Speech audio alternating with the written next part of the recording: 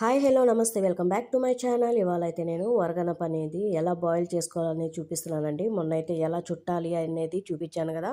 ఇవాళ అయితే దాన్ని ఎలా బాయిల్ చేసుకోవాలనేది చూపిస్తున్నాను. ముందుగా అయితే ఒక గిన్నెలో అడుగున వచ్చి క్యారెట్ బంగాళదుంపలు అనేది వేసుకోవాలి. వేసుకున్న తర్వాత నేను చుట్టు పెట్టున్న వరగనపలు వచ్చి ఈ విధంగా అయితే పెట్టుకోవాలి. పెట్టిన తర్వాత మనకి ఎంత కావాలో అన్ని వరగనపలు అయితే పెట్టి తర్వాత దానిపైనే బంగాళదుంపలు అనేది కూడా వేసుకోవాలి. దాంట్లో నిమ్మరసం, మాజీ, ఆలివ్ ఆయిల్, సాల్ట్ కొద్దిగా ఇవన్నీ వేసుకొని కొద్దిగా హాట్ వాటర్ అనేది వేసుకోవాలన్నమాట. కొద్దిగా నీళ్లు తక్కువగానే పోసుకోండి, ఎక్కువైతే కూడా ఇదవుతుంది.